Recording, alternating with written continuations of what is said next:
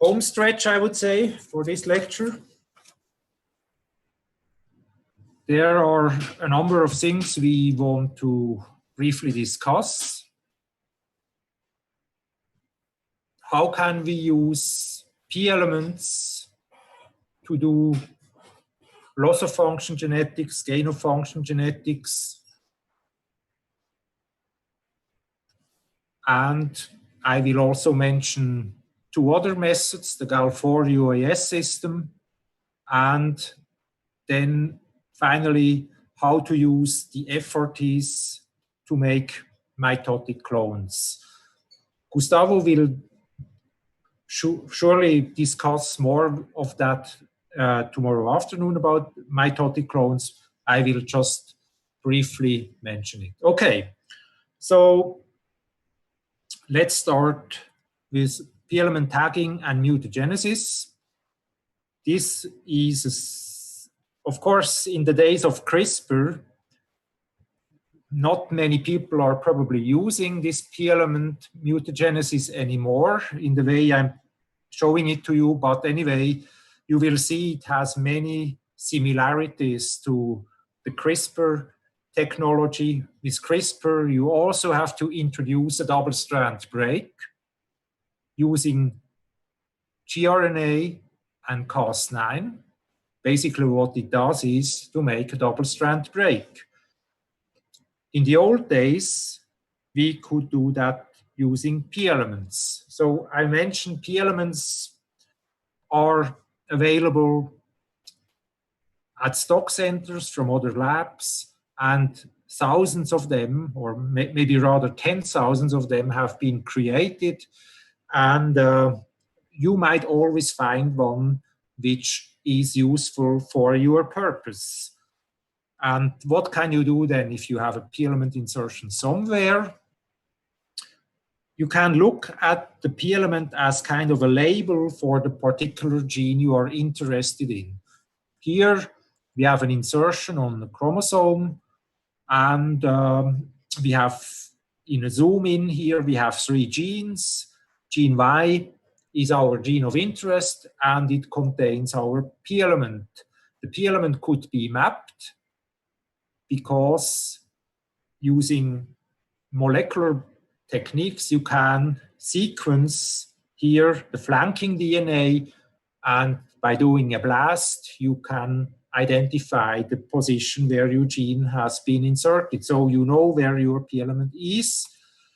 Then what you can do is to make deletions in this region starting from such a p-element insertion. How do you do that? So the p-element insertion likely has white as a marker, meaning that these flies here have eye color. Now, if you treat these flies with transposase, then chances are that you are losing this p-element again. And that is exactly what you are looking for. You are setting up a crossing system which allows you to identify this chromosome which has lost this p-element insertion. We don't go into any detail, but what you are doing is you are looking for white-eyed flies, indicating this white gene has been lost. There are a number of possibilities. There can be a clean jump out, which means the p-element has gone. It's a little bit more complicated than that, but for our purpose, this is fine. This is, of course, not what we are looking for. These guys down here also show up, and it is possible that the transposase treatment caused somehow a deletion within here, which destroyed the marker, causing white eyes. But this is also not really of interest to us. What is of interest to us is events which have lost the p-element, and the p-element has taken along DNA here flanking, and in this way we have created a deletion for gene Y, and we can start to study what loss of function phenotype this would have. So this is somewhat reminiscent of CRISPR. You can introduce CRISPR, use CRISPR to introduce similar mutations. But I just want to show you one example of such a imprecise excision screen, which we did many years ago. We were interested in a gene called SIR2 up here. There are other genes in the vicinity. There were a number of P elements here located in the 5' end of SIR2. And using the method I showed you on the last slide, we could introduce here or isolate a number of different deletion events in the 5' end of SIR2. They were, of course, also affecting this gene here because these two, SIR2 and this CG here, are overlapping. So any mutation we introduce for SIR2 as a deletion would likely also be a mutant for this gene here, not an ideal situation. When we were then doing a Western blot, and I'm sure you all know what the Western blot does, you detect proteins, the level of proteins in a sample you're analyzing. So you need an antibody against SIR2 here, against the SIR2 protein, and you look at what how much protein is produced. This is our wild type control. You can see we get the fat band of the SIR2 protein, and we, by using here this unspecific band as a loading control, you can see that we have loaded about everywhere the same amount. So when we take this here, which is this insert up here, EP2 2300, if we would have done the Western blot before we did the experiment, we would have seen that this is already a hypomorphic mutation because it produces a lot less SIR2. And if we take this EP here, 2384, this one here, this is almost a null mutation. So in principle, it would have been clever at the time not to do this screen, but first do the Western. Anyway, you can see that many of our mutations abolish expression of the SIR2 protein completely. And by doing this, we isolated numerous deletions which are null alleles basically for SIR2. These flies survive, not much of a phenotype. So that's one of the instances where you introduce a deletion, but the flies are homozygous viable. So they don't have a dramatic phenotypic consequence. Okay, that you see we could do such kind of loss of function genetics also before CRISPR. How this works is the transposase excises the P element, a double-strand break is made, and the double-strand break is the target for the repair machinery of the cell. And if you are lucky, the repair machinery creates this kind of deletions. That's very similar as you do when you do a CRISPR experiment. You do a double-strand break, and then the repair mechanism will introduce the mutation with some chance. You also had the possibility to do, like with CRISPR, to introduce your DNA of interest. In the same way, you had a P element in your gene of interest, you treated it with transposase, this induces a double-strand break, and then at the same time you were doing this, you were injecting into the embryo, into the germline, the region where the germline is formed, a plasmid for homologous recombination here. So here is your DNA of interest. You have arms which are homologous on this side and on that side here of the P element. And in that way, you could introduce DNA of interest into the genome by way of homologous recombination. So again, This is very reminiscent of CRISPR, but of course, CRISPR these days is much more elegant and faster and easier, and that's why, of course, these days people are using CRISPR to do this. So the two ladies who came up with this CRISPR technology are shown here, Charpentier and Doudna, and here it's on the occasion of the reception of the Breakthrough Prize in 2015. So I'm sure they will at one point get the Nobel Prize as well, I would imagine. Okay, CRISPR, I don't say anything more. I just want to mention there are other enzymes which work in a similar way, TALEN, zinc finger nucleases, but of course CRISPR-Cas9 is much more elegant than these other technologies are. Okay, that was the use of p-element as a source for loss-of-function genetics. When I did my PhD here in the Biocenter in the late 80s, enhancer trapping was developed in this lab, in the lab I was working, and enhancer trapping works like this here. You design a p-element vector which you insert at random in the genome. Here we have a gene Y again, which has an enhancer here, a tissue-specific enhancer in green, which normally expresses this gene Y in all the cells where this enhancer is active. Now, if a p-element is inserted somewhere close to that gene Y, this enhancer here can also act on the p-element.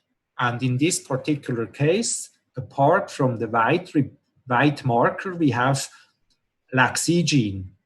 LAC-Z gene is again the gene you know from the microbiology course. So this enhancer here can cause expression of the LAC-Z gene in flies, and by doing a LAC-Z staining, you can identify those tissues in which this gene Y here is active. You can do the same thing with a different p-element, which instead of having LAC-Z here, has Gal4. And in the same way as LAC-Z here is expressed in a pattern similar to the one of gene Y, also Gal4 is expressed in a pattern similar to gene Y. Why this is important, I will show you in a minute. Okay, so this is basically enhancer, in a nutshell, how enhancer trapping works. And on the next slide, you see a number of examples of what people saw when they were doing this enhancer trapping. So these are staining, activity staining for LAC-Z, and you can see that you can get very different patterns. I don't go into details. In your script for containing these slides, they are described in some details. Here, another example for oogenesis. So oogenesis is the process in which in the female ovaries, the eggs are produced, and this here is a developing oocyte here. Associated with it are 15 nerve cells. These nerve cells are there to supplement the developing oocyte with all sorts of products. And you can see this enhancer trap insertion causes heavy LAC-Z expression in all the nerve cells, but essentially not in the developing oocyte. Here we have one which is expressed mostly in the developing oocyte, but not in the nerve cells, and so on and so forth. Here, a very interesting gradient pattern. You can see that there are even examples where you have a single cell basically expressing this LAC-Z. So people were very much interested in this enhancer trapping technology because it allowed them to screen for patterns rather than for phenotypes. And you could easily screen thousands of different such LAC-Z enhancer trap insertions to look for particular patterns. And if you were interested in the gut, for example, you would isolate all sorts of P-element insertions in the gut, giving expression in the gut. And if they are expressed in the gut, then you can imagine that the gene might also be expressed in the gut and have an important role there. And if you go back to this slide, if LAC-Z here is expressed in the gut, it's somewhere close to an enhancer, which is responsible for gut expression of gene Y, for example. And you can assume that your P-element is in a region where gene Y is also present. And by determining the flanking sequence here of the P-element, you know that you are probably very close to this gene Y here. That was an easy way to clone your gene of interest. In the early 90s, thousands of labs were basically using this enhancer trap technology. Still very important these days because later, when the GAL4 technology was invented, in the same way as LAC-Z enhancer traps were found, also GAL4 enhancer traps could be found. Okay, now let's speak about how you do gain-of-function genetics, conditional gain-of-function genetics. What you see here is a fly which uses this gain-of-function technology. It was, again, it's from an experiment coming out of this building, the Biocenter, in the 90s. Somebody called George Halder and Patrick Kallertz in the lab of Walter Gehring made flies which have eyes not only in their normal position here, but also on the antenna and on the wing.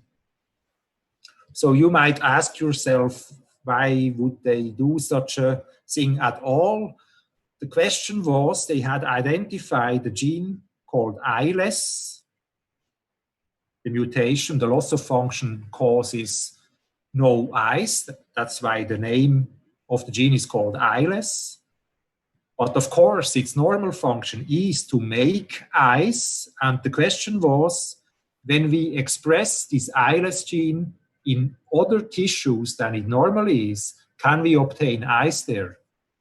And that was done. And as you can see, the ILES gene is a gene important for eye formation. And if you provide other tissue with it, you can even get small ectopic eyes in different places. This experiment was done with the UAS GAL4 technology, but there is another way how you can do that, again, relying on a P-element. In this case, here, we are interested to express labial. You will hear more about labial tomorrow.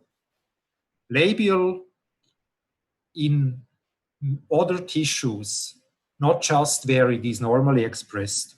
So we have a P-element, the 5' and 3' ends, white as a marker, and labial is present under the control of a so-called heat shock promoter. All of you, also flies, have so-called heat shock genes. They are expressed only when you have a fever or when you keep the flies at higher temperature. All of a sudden, these heat shock genes are expressed And after these genes had been cloned, one could identify the regulatory region for the heat shock genes and use them to express a gene of interest everywhere in the fly. There is a transcription factor called heat shock factor. It is active only around 37 degrees. This binds to the regulatory region of the heat shock promoter. And when you keep now the flies or the embryo at 37 degrees, the heat shock factor becomes active and will induce transcription of the labial gene here, and this will lead to labial protein. And here at the bottom of the panel, I show you an embryo which has been heat shocked with this construct here, and the embryos have been fixed after the heat shock, and you can see that the labial protein is now present all over the animal. This is the wild type pattern. In red, this time it's the CNS. So this is not labial. Labial is in green here. Here in the gut. Marcus will tell you a lot more about this labial expression tomorrow. And you have also labial expression here in the brain.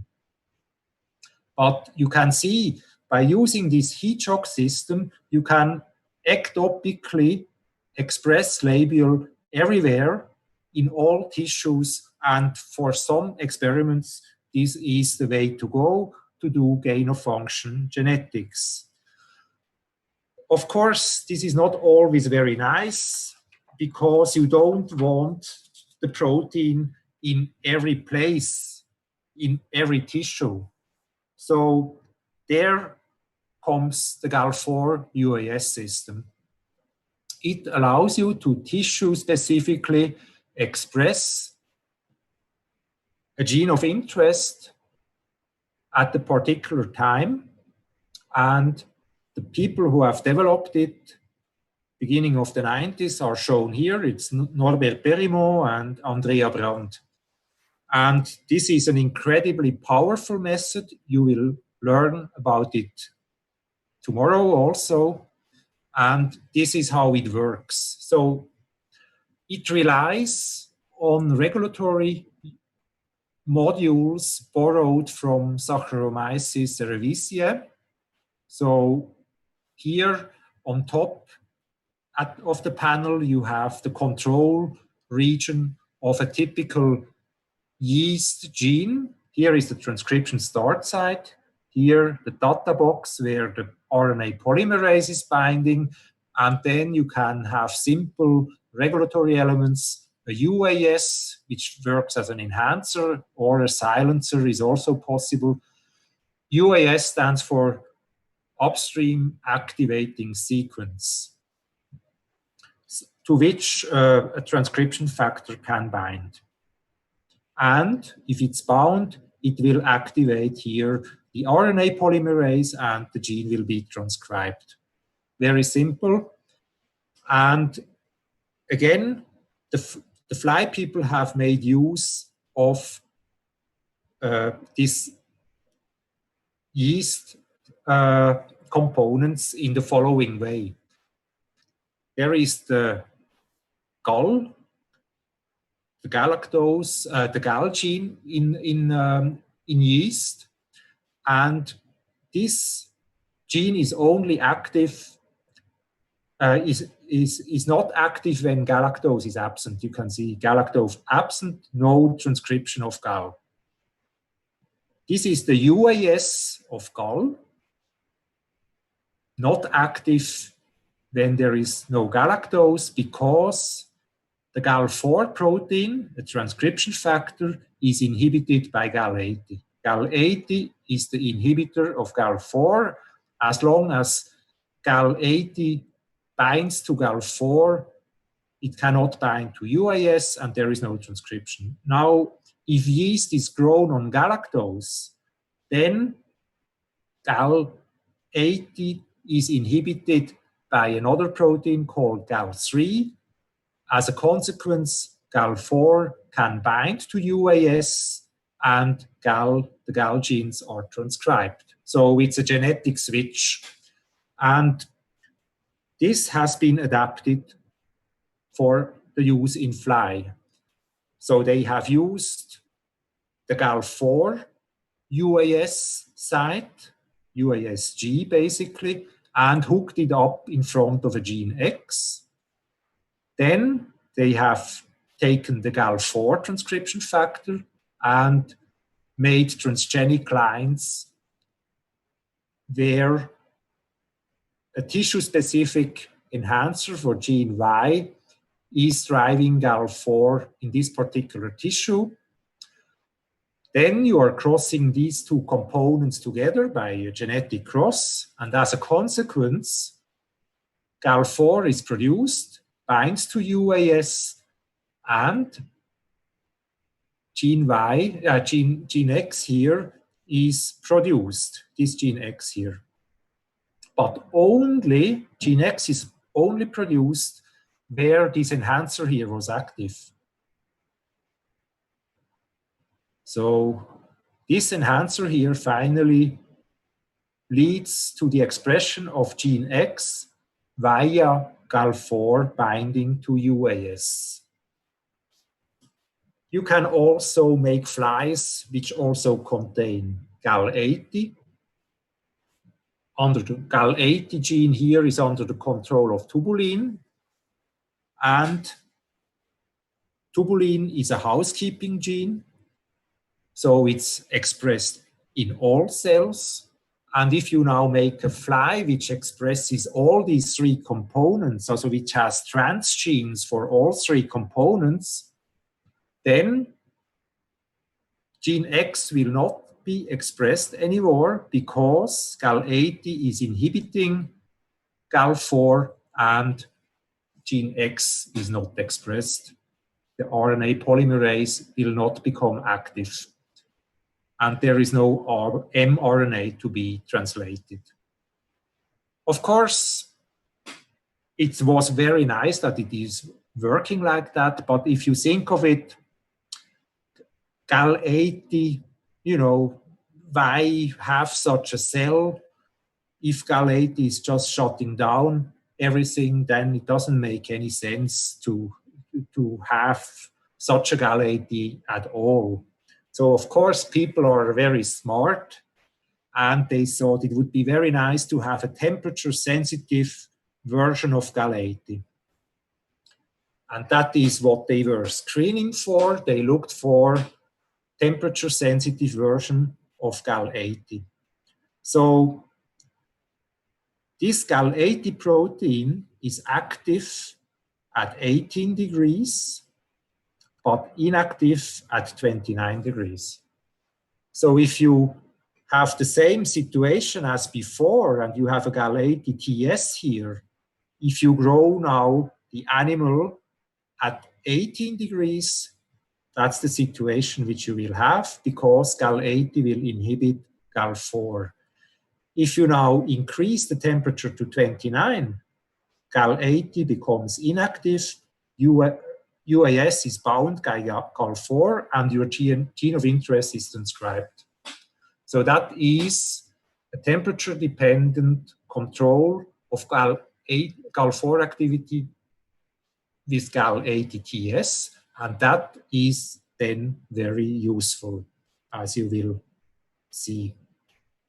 Okay, we are close to the end. So how the GAL4 UAS system is actually working, just to recapitulate that, is you have to generate two different transgenic lines. One produces GAL4, so this is the GAL4 driver line, and you have a responder line where you have your gene of interest cloned under the control of the UAS site. And when you cross now these two flies together, then all cells which express GAL4 will have GAL4 protein, and this protein can now bind to UAS and gene X will be expressed. So that is how the GAL4 UAS system works. Now you might say, why have such a complicated system?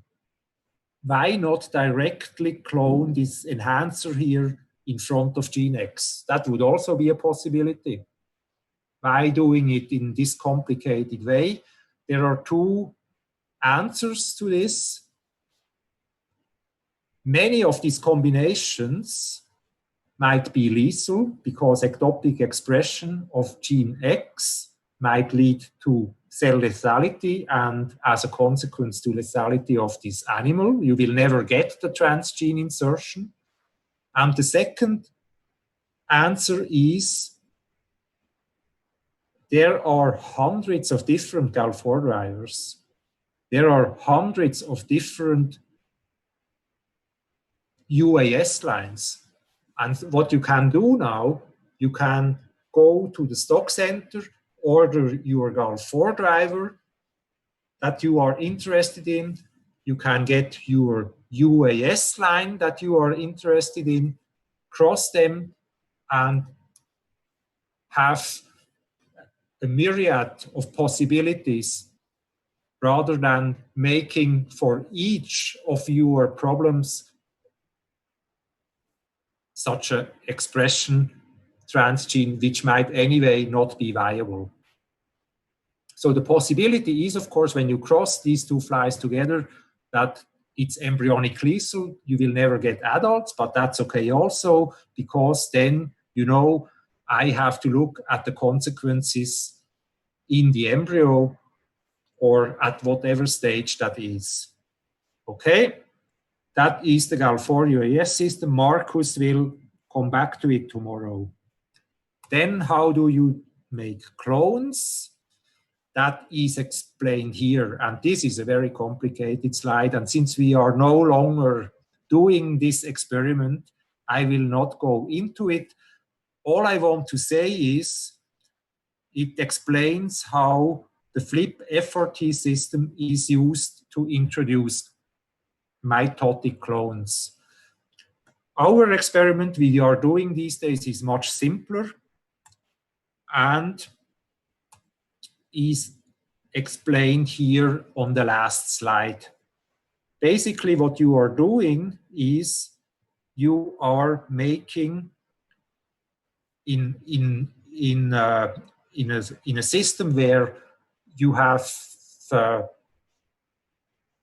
your system to make mitotic clones, you can use the flip FRT system to make now cells which are clonal. You see, these red cells and the green cells are present in a field of cells which are kind of heterozygous for the red and the green factor. So in this way, the flip FRT system allows you to introduce mitotic clones basically in every tissue, and it has very important implications for study of fly development.